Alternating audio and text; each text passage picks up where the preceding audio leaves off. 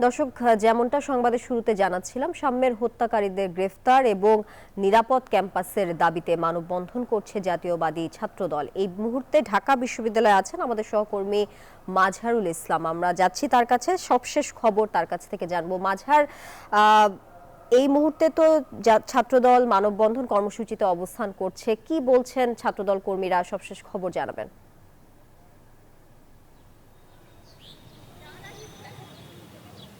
তানি, আপনাকে ধন্যবাদ। আপনি যেমনটা বলছিলেন যে ঢাকা বিশ্ববিদ্যালয়ের শিক্ষার্থী জাতীয়তাবাদী ছাত্রদলের নেতা শাহের আলম সাম্য হত্যাকাণ্ডের ঘটনায় আজকে বেলা 12টা থেকে মানববন্ধন কর্মসূচি করেছে ছাত্রদল। সেই মানববন্ধনটি ইতিমধ্যেই শেষ হয়েছে।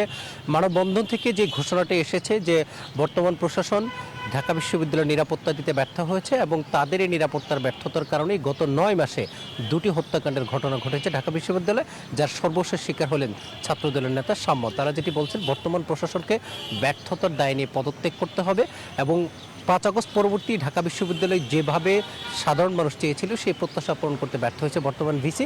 বিশেষ করে প্রক্টোরিয়াল টিম যেটি আছে সেটি সাধারণ শিক্ষার্থীদের যে কাজ করার কথা ছিল সাধারণ শিক্ষার্থীদেরকে নিয়ে, সেটি তারা করতে ব্যর্থ হয়েছে।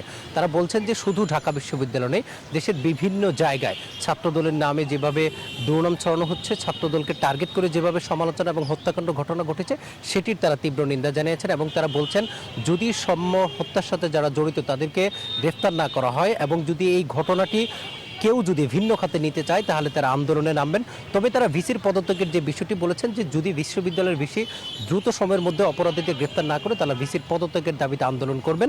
তবে আজকে এই সাম্য হত্যার ঘটনায় শুধুমাত্র ছাত্রদল যে মানববন্ধন করেছে এমনটি নয়, বিশ্ববিদ্যালয় প্রশাসনের পক্ষ থেকে কিন্তু শোক দিবস পালন করা হয়েছে। অর্ধবেলা সারাদিন ক্লাস পরীক্ষা বন্ধ রাখা হয়েছে। ফলশ্রুতিতে তারা বলছেন যে অতি দ্রুত সময়ের মধ্যেই সাম্য হত্যার বিচার করতে হবে, এমনটাই প্রত্যাশা তাদের। তা না হলে আবারও আন্দোলনে নামার হুঁশিয়ারি দিয়েছেন ছাত্রদলের নেতাকর্মীরা।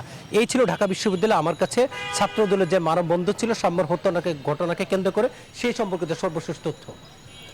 বান্ডেল থাকলে প্রতি সেনমানিতে টাকা বাঁচবে। বিকাশ সেনমানি বান্ডেল কিনে জিতুন প্রতি লেনদেনে।